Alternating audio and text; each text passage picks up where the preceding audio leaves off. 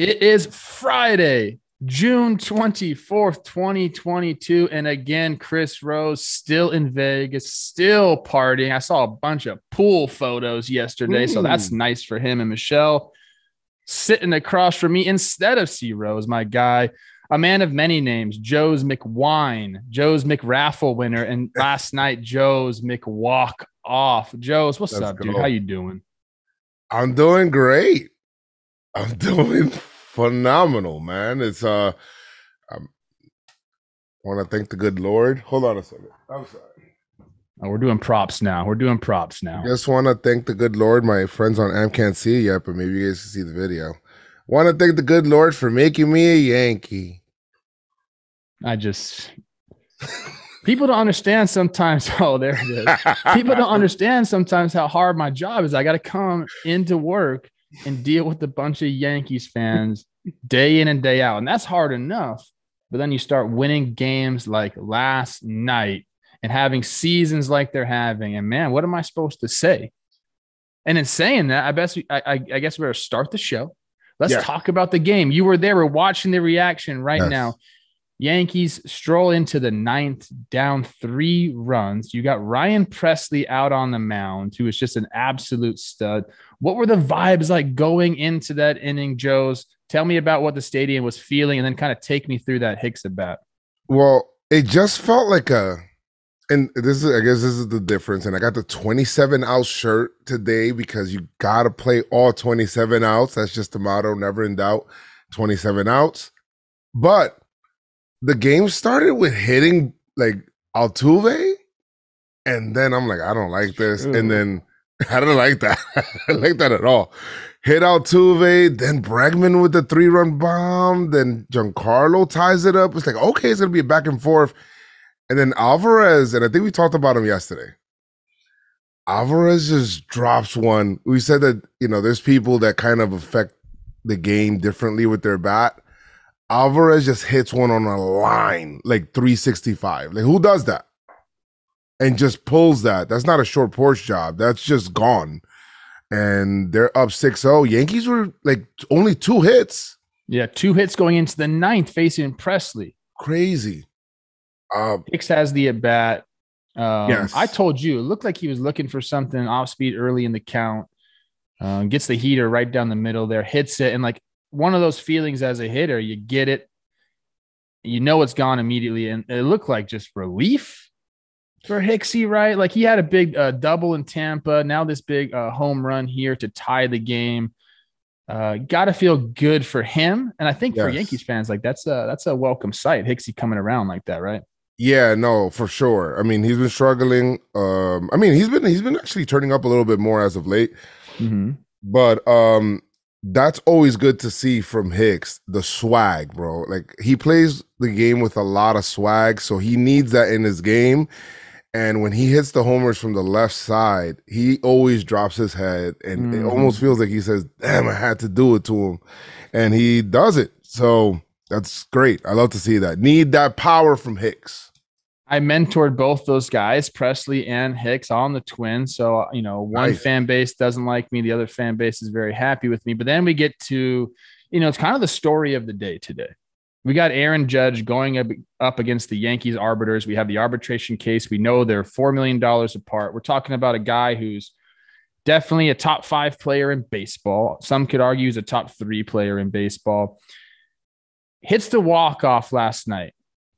Yep. My question to you about this has there ever been an easier case for an independent arbiter to go in and rule on? Like, this is a no-brainer. I tweeted last night, like, Judge should just be sitting on this Zoom call, doing Wordle, doing a crossword puzzle, because this is stupid, man. Like, give the guy the money. I don't care who you are. Like, I don't see any reason for this to go the Yankees side. What about you?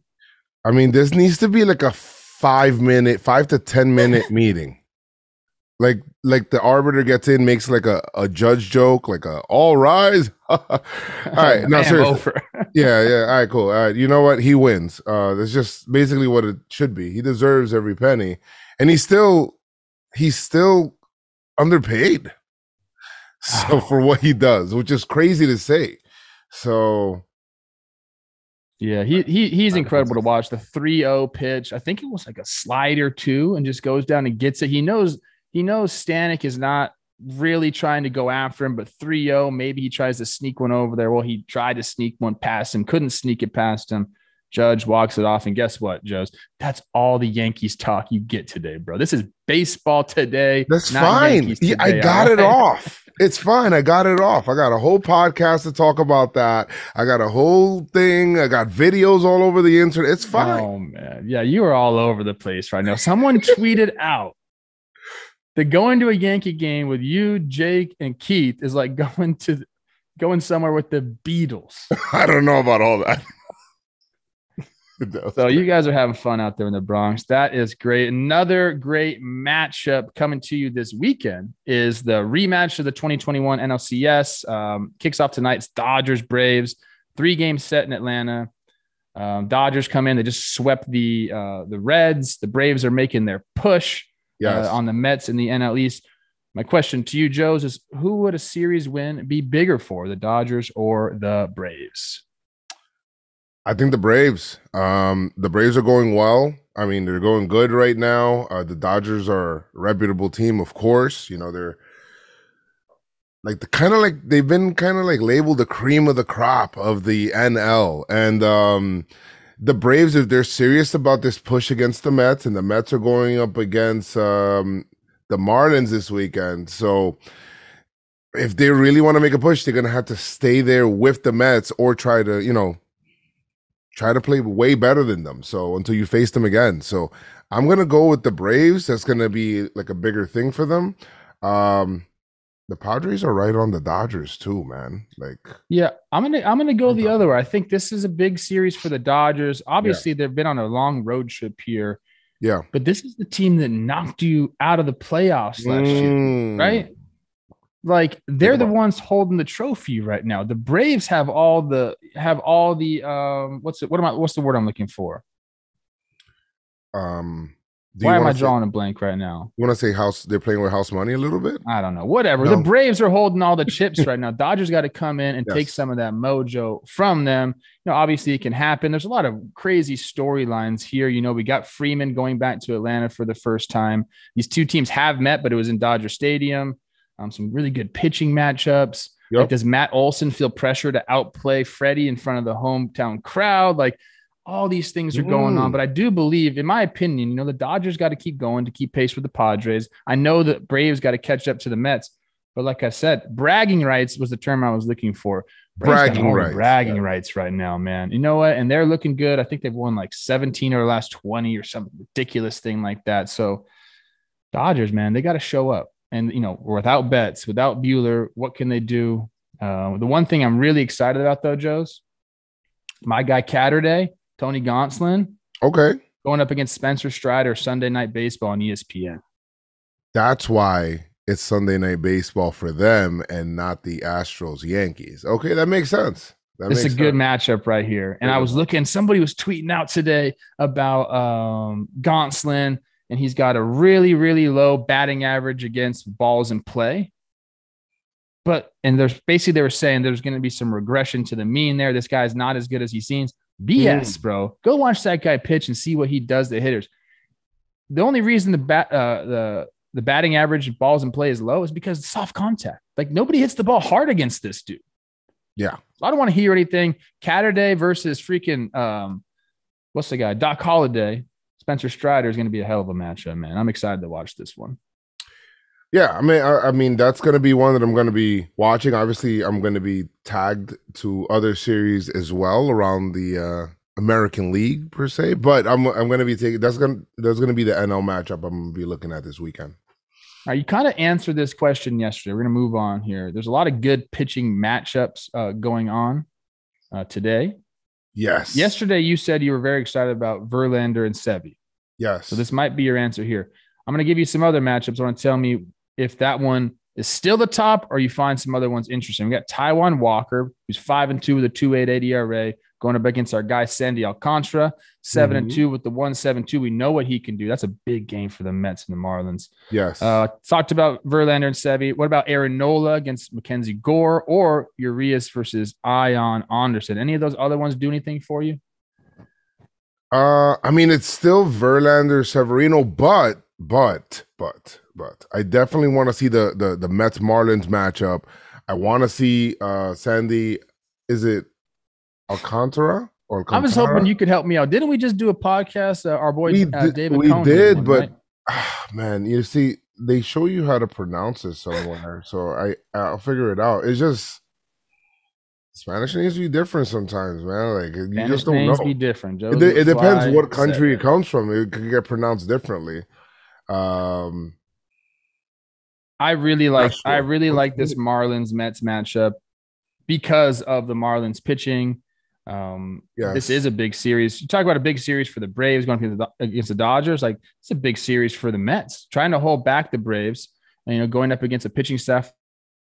Anybody wants to play the Marlins. It's kind of my point here. Is I picked them as a Yes. dark horse, Joe. I don't know if you heard this. People have heard me say this before. I picked them as Mhm. like my dark horse, like World Series winner because of that pitching staff. Like nobody wants to, if this team, and they're far from the playoffs right now, if this team sneaks into the playoffs somehow, and we're talking a 3-game wild card set and what they can pare their pitching down to, I don't think anybody wants to face them. So the Mets know this is a big series. And anytime you get to watch those guys throw the ball, when Sandy's on the hill, it's almost like must watch now. He's been the best pitcher in baseball this year. I mean, he looks really good. And by the way, I found out it is Alcantara. That's what I always say, Alcantara. Yeah, so it's good. You're right. You're good. But how does he say it? That's all that really matters. That's how it is. That's how it's supposed to be pronounced, apparently. We've talked about this so much on Talking Baseball because we're trying to get them right. We mess up names, we're trying to get them right, but we've like heard a million different ways. Whatever, we're gonna get it right for you, Sandy. Promise. Let me ask you a question. Why do you think people sleep on the Marlins so much? I mean, they just don't have enough offense to match their It's the pitching. offense. Yeah. Their pitching keeps them in games, though. You think that they'll acquire a bat? I mean, I don't know if they do that, but I mean, why acquire a bat now when you could have went and got Castellanos in the offseason? Now, I don't think he's been like great this year, but you didn't know that going into the year. Like that was kind of like the reason, I guess, the DJ left, right? That's what we were hearing. Like they just had different visions for the future. right. Okay. Yeah, dude, their pitching's ridiculous. Pitching's great. So that's the other matchup right there. But All right, talk Verlander, about going and Severino. getting someone, right? Mhm. Trade deadline coming up. We saw a trade happen last night. Former teammate of mine, Willie Calhoun, goes from the Rangers to the Giants in exchange for Steven Duggar. Two-parter here. Do you think this will get the trade market going? And which team benefited more from this trade? I know it's a small one, but what do you got? Yes. Well, I think that see the Giants acquiring. Anytime the Giants acquire somebody, I always kind of pin that a little bit because I feel like they're like one of these smart organizations too that they're like, I think this guy's gonna fit this team. So I could kind of see the Giants coming out ahead on that. Maybe on something that we don't even see. So I'm gonna just give them the benefit of the doubt. I love June trades, Trev. I talk to people around the office all the time. June trades, why wait to the last possible second? Just go ahead and beef up your team now and build up the lead now. Why wait till the last second? So you only get what, a month and a half of this player? No. Do it now. So hopefully it gets it going. I totally agree with you, man. Especially like at this time, this is around the mark where you can see the good teams going, the bad teams going the other way. And it's like, yeah, why wait? If you think this guy can help your roster right now, go get him right now. And you might say, well, the teams that are looking to trade somebody who have the trade piece want to maximize value. So right now there may not be as many bidders. So you want to wait for more bidders so you maximize the value. But if you're a team that's looking to go get someone, maybe you overpay a little bit, or you think you overpay a little bit, but yeah, go get that value for the season. And I totally agree with you on Willie going to the Giants. Now, this is like a former big prospect. He was with the Dodgers, got traded over to the Rangers. Now, obviously with the Giants, he's not on the 40-man. They can go stash him in AAA and kind of like work with them and figure out, how can we get you back to where you feel really comfortable. This guy's got really great bat to ball skills. doesn't really have a defensive home. That's kind of been his MO, as he was coming up. Just Mm-hmm. couldn't really find a place for him to play. They tried him at second base. They tried him in the outfield. But dude, if you bang, you bang, right? If you So bang, you hopefully, bang. if you You got bang, you strong bang. hands. So hopefully he gets something going there. Interested. I really do hope this gets the trade market going too. Curious to see who's going to strike first. Let me ask you this. This is kind of going off topic. I'm going back to Yankee land. Yes. Now, you tell me if this is true. I was reading somewhere that, that extra money they maybe are possibly going to save on Judge today, that $4 million obviously that's going to go somewhere that could help them go bring someone in to the Yankees organization via trade. Are you concerned about that at all? Would you rather have that extra $4 million go to a player in a trade to beef up this roster or go to Judge? It's not a salary cap. You're right. So, and the Yankees were under the luxury Great tax answer, last year. The Yankees were under the luxury tax last year so that they can go over this year. So I don't care. They treat it as a cap, Joez. They treat it as a cap. Yeah, but I hate it. I don't like that. Don't treat it as a cap. Assuming they're operating under that, guys, as this is a cap, which they are, because that's what these teams do, whether they say it or not. Would you rather have that extra money to go out and get somebody or to give it to Judge? This is a good test for Yankee fans. I'm really curious. I think give the money to Judge, move other money around then. I think you need to take care of your guy. That's a good answer. Just move other people around then. Other people that are making money. Hey, Gallo's making money. Like, put him somewhere. Try to figure something out with that. I don't know. Okay. Go with that.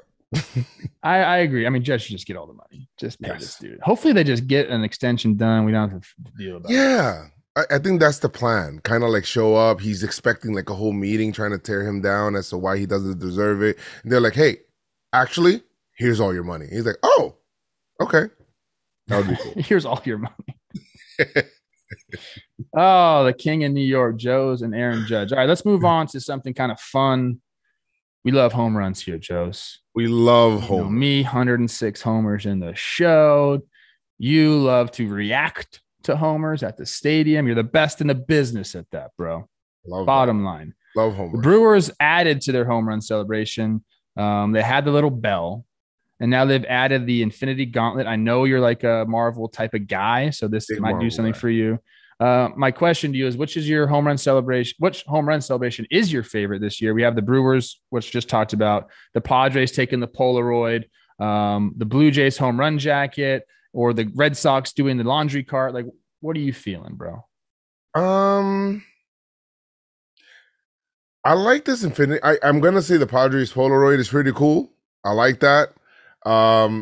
I'm kind of tired of the blue. Like that Blue Jays home run jacket must stink, bro. It must stink. It must reek. I don't know. It has all sorts of like patches on it. I don't know. Love the Polaroid. You're creating memories. We do that in the office already. A lot of Polaroid. I agree. I like the Polaroid as well. And what's interesting about Polaroids, Joez, is Polaroids are cool when you take a picture of the Polaroid and you post that. Yes. Like, why is that so cool? I don't understand. It doesn't make any sense. It just looks so retro, Trev. It looks so retro. It looks awesome. If the Brewers didn't add the infinity thing, which that's a Thanos hand, right? Yes. I like the bell, dude. You want to know why I like the bell, Joez? Why you like the bell?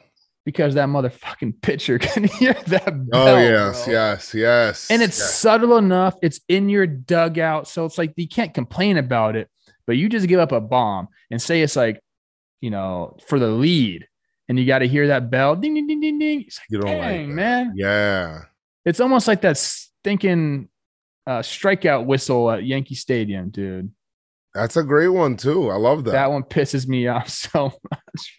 But I agree. The Blue Jays lost me on the jacket. They were like giving it to pitchers. Yeah. Oh, I don't know. I mean, look, they found something that works for them. Like I said, the Red Sox are doing the cart ride through there. Some of these are tough when you're like losing and you still got to do it. That's the thing, right? Like the cart ride through the dugout when you're losing is tough. That's tough. That is tough. I think the which one of these celebrations would probably still play when you're losing, even still lose? Probably the Polaroid. You could do a sad Polaroid. Sad Polaroid. I like the bell. The bell, you just go bing, The bing, bell boom, would boom, be boom, cool. boom. Yeah. Because it's like it's either like we just crushed you, we're ahead, or like, hey, we're coming. Like it's just sound the alarm, baby. Like something good just happened. Yeah. If you got a little bell and you hear that, like it's like I got a bell. I'm gonna ask you this because I have my opinion on this, and I want to know your opinion on it. So Jose Siri hits a homer. This is a couple days ago, and watches it. Right, hits it. I mean, it's on the train tracks in Houston. This thing is an absolute bomb. So he sits back and watches it a little bit, and then after the game, Dusty Baker said, "I wish he wouldn't have done that. Like, I wish he would have just ran." So, like, where are we at with like home run celebrations? Like, let the kids play, but don't let them play. I want to know what you think. I like seeing people celebrate achievements. I mean, could you imagine, like, yeah, I just achieved something, and then you're just there like, oh, well, I'm going to act like I graduated before, or I'm just thinking about like everyday life stuff. Listen, Siri is batting 185 right now. Yes. He's got 3 homers. Let him pimp his one of few homers. Oh, okay. See, I thought you got there because I'm on the other side of this one. This is kind of where I think baseball players, at least like my generation, kind of differ. I love the celebrations because I've seen now that it brings people to the game. Yes. And like we need to continue to grow the game. Bottom line. And the ones that are based out of pure emotion, it's like there's nothing that gets me going more than someone getting fired up after a home run. There is still a little caveat, like, bro, if you're hitting 185, like maybe you shouldn't be doing it. And I know that kind of goes against it, but that's always going to be around. That's always going to be around. And I'm not sure that's the right way to think, but I'm just saying that is the way a lot of people think, especially the older people in the game. And obviously Dusty's been around forever. So I think that's kind of what he was alluding to. But then it's like, I go back and forth because if you have a celebration, like you gotta do that thing. I would always tell people, like, if you want to do something, you better make sure you're doing that when you're struggling too. It can't be only something when you're bad. So pick wisely. Maybe that's what he was hinting at. And it's a real gray area for me because I do feel like I think this guy's got like 66 games under his belt too. So it's like you don't got a lot of dirt on your spikes. You're hitting 185. I know it was a bomb. So like that's where you kind of like, okay, you can watch it. It was a bomb. But there's just a little bit of hesitation for me there when you're going so poorly. And I don't think the homer meant anything at that time either. This was against the Mets, right? Yeah. It was a bomb. It was. We're going to save people on AMP. We're going to ask you about it too, because I want to hear more fan opinions about that. That's going to do it for us on the YouTube portion. Again, if we didn't cover your team, it's because you're not listening on AMP. We have another 30 minutes, people. So go download the app. Baseball Today is the code. You can come listen to me and Joez, or when C Rose finally gets back from his vacation, me and C Rose talk for another 30 minutes after the show here. What else you got going on, John Boy Media, Joez? Today I'm going, I need to, I think I'm going to take it easy for a little bit, just relax until game time. And then game time, I'm going to ratchet up again. I had a lot of energy. I got to get ready for the game, Trev. You got to prep. Hey, as you get older, Joez, it just takes longer and longer. It just takes longer to get the fight. Yeah, like Jake was like, "What's going on, Joe? You're kind of like mellow right now." Like before the game, I'm like, Jake, I've been containing my energy on purpose. So, and hey, you're a pro. How late were you at Billy's last night? Man, it was like 12:30. It's pretty late for a regular season game. Okay, that's not that bad. 12:30. Talking baseball, I'm going to jump on right after we're done with this show. We're doing our Friday recap episode. We got BBD's Simulation Station. Jake usually gets naked for that. So if you like that sort of stuff, come check us out. Very excited about that. And then remember, Monday through Friday, we're here. C Rose will be back 8:30 Pacific, 11:30 Eastern. For me, for my partner in crime, Joez McWine. That's your new name. Hey. I think Alden Stone's there, super producer Robbie Sirocco, everyone at baseball today. Thanks for joining us. We will see you on Monday.